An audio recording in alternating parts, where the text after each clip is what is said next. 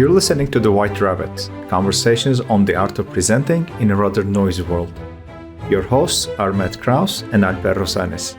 Matt helps leaders of international companies speak, write, and present with confidence. Alper is an author, communications trainer, and a startup investor with a diverse portfolio of companies in Barcelona. If you like this podcast, please share with your friends and colleagues. Now, on to Matt and Alper for today's conversation. So Alper, I've heard you lately using the phrase resistance from the audience. Tell me more. What do you mean by that? What do you mean by that? Well, when I say resistance from the audience, I talk about how the audience could not want to adopt your point of view, do what you ask of them, etc., etc. Basically, be in disagreement with you. But a little bit of background because in the past several years, until a couple of years ago, I used to talk about how actually to deal with resistance, how to prevent it in the first place, and how to make your preparation so that you don't face it during the presentation. And honestly, my views on the topic have changed recently because now I started welcoming it, like actually instigating resistance when I talk to people, when I deliver a speech or make a presentation, because I realized why I do that. I realize it helps me in two ways. One, it actually helps me gauge whether there is an alignment between my point of view as a speaker and the points of view of the audience. It gives me a very good understanding of whether this alignment exists, this match exists. And the two, which is something that I escaped for years, is it actually speeds up getting a no response from the audience if eventually that will be the case.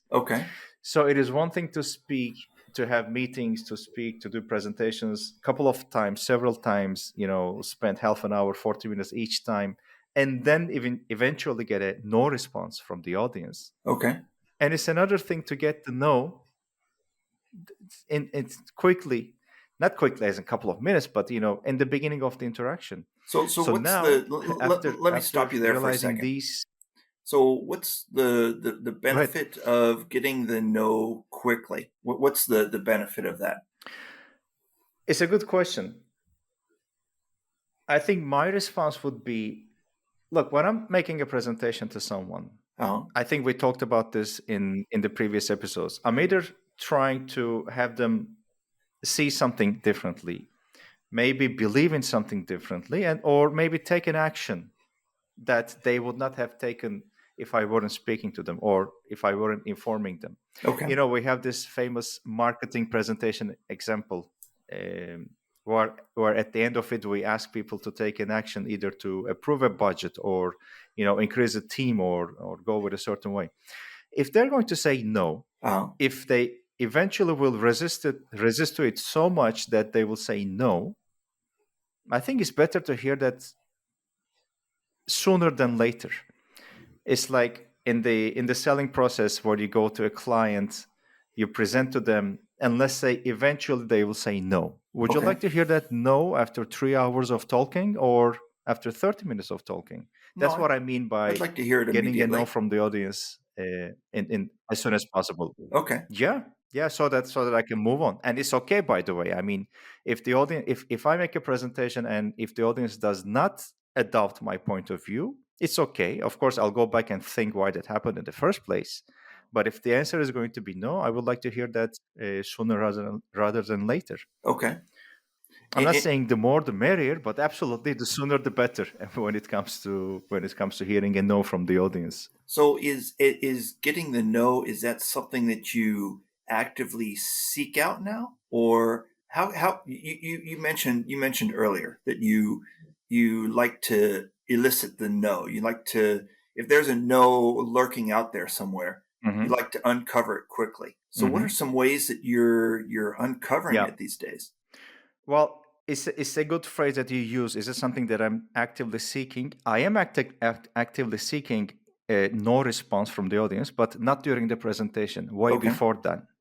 Way before the presentation itself. Because during the preparation, I bring up my points. I create an outline, and in the end, there is a goal that I want to achieve with the presentation. And then I start thinking, okay, why could resistance happen in the first place? Why could the audience resist it? And I'm thinking, well, they may not be agreeing with my point, which I think would be more rational. They may not want to do actually what I ask of them, which could be an emotional response. And as I mentioned before, there could simply be a mismatch between my vision of how things would be better and their vision of how they see the world. Um, and unless we're talking about a crisis that happened 28 minutes ago and we need to find ways to avert that, these things are points that should be worked on way before taking up the stage or standing in front of the people. So yes, I do actively seek to find the no, but not only once I'm in front of the people. I try to find it way before when I do the presentation preparation myself. Mm. And I So have a couple of ways of doing that. okay, so let me break in here with a question. So when you're doing this preparation beforehand, are you talking Mhm. to them in advance to get a note to get them to say no, or are you anticipating how they might respond? Well, I'm talking to people, but it's not my audience. I mean, that would be ideal, but not always practical, especially if you're going to make a speech to like 100 people. So it will be pretty difficult to poll every one of them and say, hey, this is what I'm going to talk about. What do you think about that? But what I do is once I lay the groundwork, not the groundwork, but once I lay the outline for my presentation, once my call to action is in place, I usually then go to a coffee shop, take pen and paper with me, not on a computer or a phone. I always almost exclusively do this with a pen and paper. And I start thinking about all the ways that they could object my point of view. Um, and it usually starts with a dry spell, like, okay, but this is a solid proof proposition that I'm making in the presentation. It usually starts like that, but I end up finding at least 10 ways that they could object to me, they could resist to me. Then what I do is, of course, find counter arguments to those counter arguments which I imagined for my audience. In I mean, those are counter arguments that I bring against those resistance points. And then what I do is and especially if this is a long list of potential resistance points that I could come up with, then I start talking to people, not to my audience members, but I talk to people around me. I show them my propositions that I included in the presentation. And here I'm not, and I ask for their feedback. And I'm in this case, I'm not talking about, the cliche sandwich feedback. I don't want to push people to have to come up with two positive slices of bread just to Sure. give me just to be able to criticize the meat. I give them the permission to go straight to the point, and I tell them that I'm not going to be hurt. Okay. um, so those are the ways that I actually do the work before the presentation itself to come up with as much resistance as possible, to get to the no as quickly as possible, like you mentioned before. And then, of course, I go back and I recraft my message to reduce the possibility of that to a minimum. It's not always guaranteed because the audience may come up with something that I had not even been able to think about, but it will surely reduce the probability of that happening. So And like so I said in the beginning, let me if that happens, there's no problem. let me break in here Go and ahead. ask you another question. Okay, so let's say so I take this approach and I go to the coffee shop and I'm basically anticipating the resistance that I might get. And I build Hmm. okay, so at this point, now if I stop here, I've anticipated the resistance. I haven't figured out yet how to get by it, but at least I've Okay. anticipated it. So now I know, okay, when I go into the presentation, I know what people are probably going to say no about. So I have Okay. some time to have thought beforehand how I'm going to overcome their resistance. But Hmm. if I work all the answers into the presentation before it begins. I'm going to walk into the presentation having ironed out all of the no's that I've anticipated. And if someone comes up with a no, then I will not have anticipated it. And I'm just going to be left standing there speechless like a dummy. Is that true? I don't think so. Why not? Well, first of all, some more background information of how I used to think before even after doing this work, I would try to make sure that the resistance points would not come up. So if they wouldn't come up in the presentation, I would finish it and say, oh God, okay, thank God they didn't come up. But in that case, I would not be purposefully incorporating the points of resistance into the presentation and talk about them. So I understand when you say, okay, let's say I came up with 5 points that they might object. Now what I would do, for example, is actually talking about those 5 points myself in the presentation before they could even come up. Okay. Because in my opinion, that would show that I'm not only trying to push you my own point of view, but I have also considered other angles. And here is the best recommendations I could come up with towards those points that could cause some resistance. Okay. But if there's a sixth one, okay, let's talk about it together. Okay. Because I don't think that would force me to stand speechless. I don't think they would say, "See, you couldn't think of this one. Get out of the stage." I don't think that would be the case.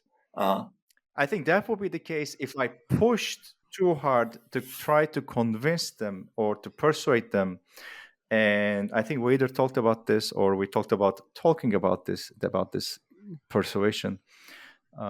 If I try to do that, yes, they might show even more resistance. I mean, when you think about it, if somebody wants to even slightly push you, your first response is going to be to resist that. You're not going to say, okay, this is not too much, so I'll just go ahead with it and I'll let them push me. No, it's not going to be the case. Okay. I think it's human tendency. I think it's natural tendency to show resistance to something that is coming our way. But it depends, of course, on how I'm handling that. This kind of reminds me of the Blair Enns approach. You know how he talks about how what does he say? Don't have Oh, I love it. What does he say? Don't have presentations. Yeah, he says conversations. Is that what he says? Yeah, he says two things. One thing is he says you cannot present and be present at the same time. Okay. And he's also advocating getting out of the presentation mode and going into a conversation mode. Yeah, so this would be an excellent opportunity for a conversation. If, like you said earlier, yes, if you've anticipated 5 points of resistance and they come up with a 6th during your presentation, that becomes an opportunity for you. Now you get to have a conversation with them, and in anticipating their 5 points of resistance, exactly, you've put yourself in their shoes or adopted their perspective enough to have an intelligent conversation about that sixth item that they're resisting on. Okay, interesting. I like this approach. Well, of course, there are no guarantees that I will succeed in even if I try to anticipate all the resistance points. But I think the main framework that I'm trying to achieve by doing this is giving my audience the perception that this is what I'm telling you, what I'm talking to you about, and what I'm proposing in this presentation is something that I have thought about carefully, not only from my point of view, but from your point of view as well. Maybe not specifically person-to-person point of view, but I came here prepared about how my proposition could be objected, and I'm here to have a conversation about that. Okay. So if you show me a 6th objection point, okay, let's go and talk about that. Yeah. Let's have a conversation about that. So we're about out of time. Thank you for listening on this episode of The White Rabbit, and we will see you on the next episode. All right. Good talking to you as always. Good talking to you too, Alper. Talk to you later. Take care. Bye-bye. Thank you for listening to The White Rabbit with Matt Krause and Alper Rozanes. You can subscribe to the podcast on Spotify, iTunes, or through your favorite feed.